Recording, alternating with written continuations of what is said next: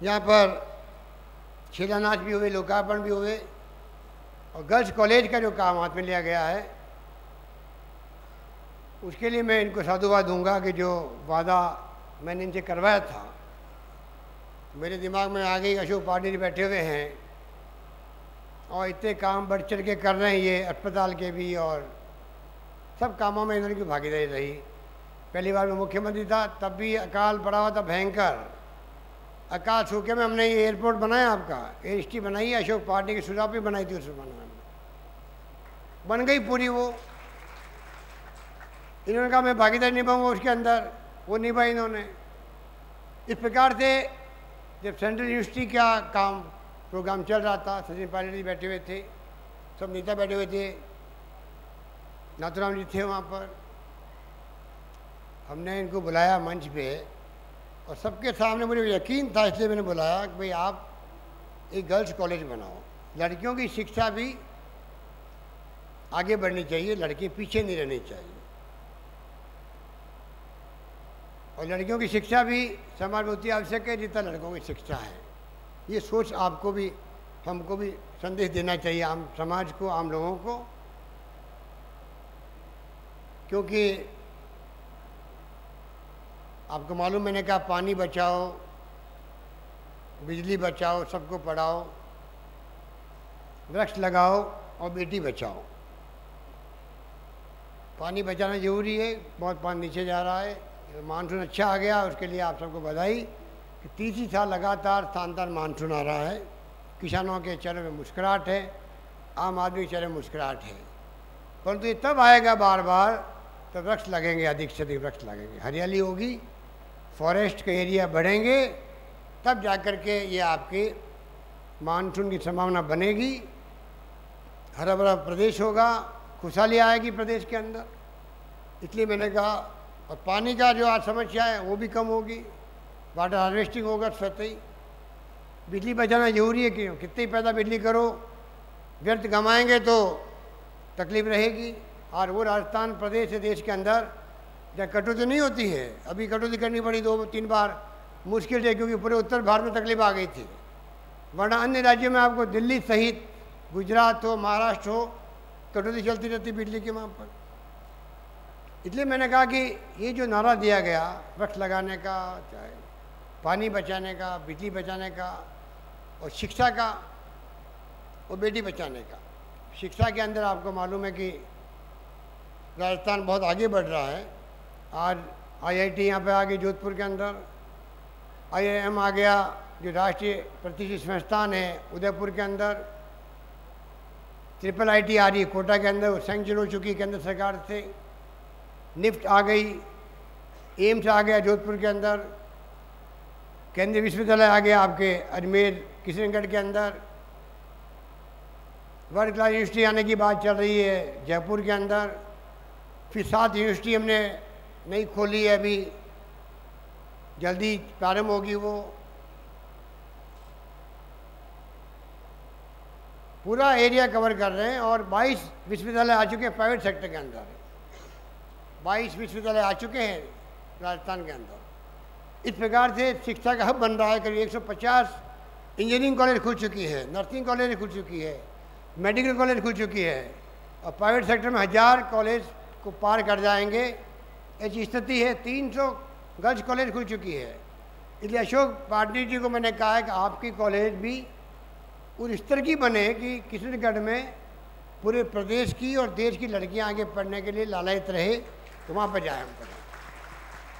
और इन्होंने वादा किया कि मैं उसी स्तर की बनाऊंगा, और बनाएंगे, जैसा नाम वैसा काम इनको करना ही पड़ेगा। इसलिए मैं कहना चाहूँगा आपको कि तमाम बातें मेरे पूर्व वक्ता कह चुके हैं, वो बातों में वापस रिपीट नहीं करना चाहता, क्योंकि आप लोग सुबह बैठे हुए हो। सरकार कोई कमी नहीं रखेगी आने वाले वक्त में। जो स्कीमें बनाई हम लोगों ने, वो तमाम स्कीमें बहुत शानदार है, जनता को उसका लाभ मिल रहा है, चाहे 2 रुपये किलो अनाज हो, चाहे निःशुल्क दवा योजना हो, चाहे निःशुल्क दवा योजना पशुओं के लिए हो, मिलने लग गया 15 अगस्त से, अच्छा फीडबैक आ रहा है उसका भी। 10 लाख मकानों के जो 3400 करोड़ रुपए लगा करके गरीबों के लिए मकान की योजना, शानदार योजना चल रही। 2.25 लाख मकान बन चुके हैं उसके अंदर। अभी हमने कस्बों के लिए भी, किशनगढ़ भी शामिल उसके अंदर, वहाँ रहने वाले गरीबों के लिए भी मुख्यमंत्री BPL आवास योजना प्रारंभ कर दी है। 55,000 रुपये मिलेंगे गरीबों को। मेरा विश्वास है कि हर व्यक्ति को कच्चे झोंपड़े के बजाय पक्का कमरा 1 बने, 2 बने, बरामदा बने, बाथरूम बन जाए, राइट टू शेल्टर, सबको रहने का अधिकार मिले। सोनिया गांधी जी ने नरेगा योजना प्रारंभ की है, मनमोहन सिंह जी कह के शुरू करवाया है, जो क्रांतिकारी योजना है। उससे आज रोटी कपड़ा मकान तो मिलने लग गया गांव के अंदर भी अधिकार के साथ में। छत मिलनी जरूरी है। मैं उम्मीद करता हूं कि राजस्थान में योजना बहुत कामयाब होगी। अब शहरों में लागू हो रही है। रोजगार की योजना हम लागू कर रहे हैं। करीब 76 लाख नौकरी लग चुकी राजस्थान के अंदर, 76,000 नौकरी लग चुकी है। 41,000 टीचर की भर्ती करीब कंप्लीट हो चुकी है और 1,04,000 भर्ती और होगी राजस्थान के अंदर। तो नौजवानों को मैं कहना चाहूँगा,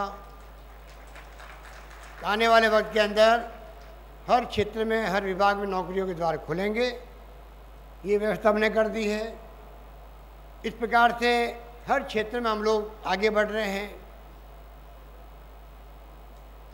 बाकी योजनाओं का आपको जिक्र किया, मैं टाइम बहुत कम है इसलिए वापस रिपीट नहीं करूँगा।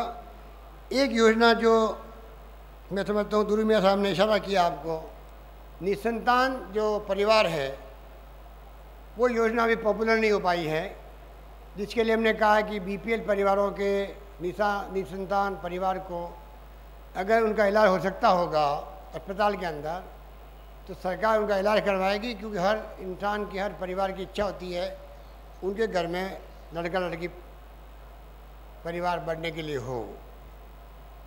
उनको हमने निःशुल्क इंतजाम किया उनके लिए।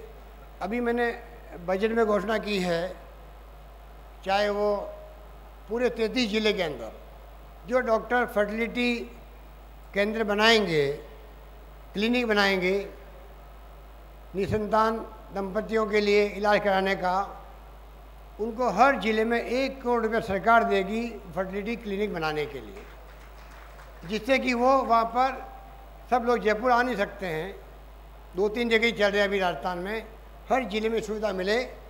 और अगर BPL नहीं भी है, APL भी है, तो सरकार 20,000 रुपये का हमने उस परिवार को भी देगी, वो अपना इलाज करवा सके। इस प्रकार की योजना ये भी शुरू हम लोगों ने करी। इसलिए मैं कहना चाहूँगा, सरकार अपनी तरफ से कोई कमी नहीं रख रही है। और अंत में कहना चाहूँगा, बेटी बचाने की जो बात मैंने कही है वो बहुत गंभीर बात है। उसको आपको चाहिए कि आप उस संकल्प लेके जाएं यहाँ से। आप आज इतने शानदार कार्यक्रम यहाँ पर हुए हैं कि किस प्रकार से सेक्स रेशियो जो है, कन्या भ्रूण हत्या महापाप है। सरकार ने कई कदम उठाए हैं, जो सोनोग्राफी में बताएगा बेटा एक बेटी है, उसके खिलाफ कार्रवाई होगी, सूचना देगा सरकार को तो उसको 1 लाख रुपए का इनाम देंगे। ये तमाम फैसले हमने किए हैं। पर रेशियो जो बिगड़ रहा है लड़के लड़की के बीच का, कुदरत ने, भगवान ने, विश्वास आप लोग करते हो, हम लोग करते हैं। आप बताइए कि एक तरफ तो हम विश्वास करते हैं ईश्वर में, और कुदरत की देन है कि लड़का लड़की की संख्या जो है पूरी दुनिया के अंदर करीब करीब बराबर रहती है। तो मुझे दुख है इस बात का कि हमारे मुल्क में कई राज्यों में सेक्स रेशियो बिगड़ गया। पंजाब हो, वहाँ बिगड़ गया, राजस्थान में बिगड़ता जा रहा है। कन्या भ्रूण मैंने कहा पाप है, लड़का लड़की समान है।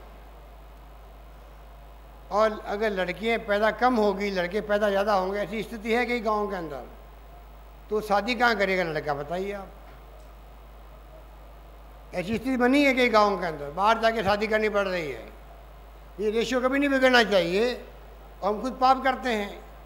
और मैंने कई मीटिंग में कहा भाई कि बेटी जो है, मेरा मानना है बेटी माँ बाप की ज़्यादा सेवा करती बेटे से भी, ये नहीं भूलना चाहिए। अब यहाँ तो महिलाएं बैठी हुई नहीं, इसलिए बहुत कम महिलाएं बैठी हुई है, खाली पाटनी परिवार बैठा हुआ है। पर मैं कहना चाहूँगा आपको कि ये तमाम जो स्थितियाँ हैं वो भी हमें ध्यान देना पड़ेगा। और मुझे विश्वास है कि राजस्थान में लोग समझने लगे हैं और इस तरफ गंभीरता से विचार करेंगे। समाज खुद आगे आएगा कि कोई भ्रूण हत्या नहीं होनी चाहिए, ये मैं आपको आह्वान करना चाहता हूँ। बाकी बातें जितनी कही उतनी कम हैं, क्योंकि वास्तव में आज यहाँ कैंप लगा है, आई कैंप भी लगा है यहाँ पर महावीर विकलांग समिति के माध्यम से निःशक्त जनों के लिए अलग कैंप लगाया गया है, ENT का अलग इलाज हो रहा है। ये काम अशोक पाटनी जी लगातार कर रहे हैं। गैस स्टोर बन जाएगा तो किशनगढ़ वासियों को तो सुविधा मिलेगी। जिस रूप में ये आगे आके ये सब सेवाएं दे रहे हैं उसके लिए बधाई के पात्र हैं। और मैं समझता हूँ कि पूरा परिवार जो लगा इनका इन कामों के अंदर, सचिन पायलट ने ठीक कहा कि परिवार की जो महिलाएं हैं वो भी जिस रूप में काम कर रही है, ये जान के मुझे बहुत खुशी है कि किस प्रकार अशोक पाटनी जी ने अपने पूरे परिवार को सुशीला जी के बारे में बता दिया। बड़े प्रभावित हुए हैं भाषण सुन करके पायलट साहब।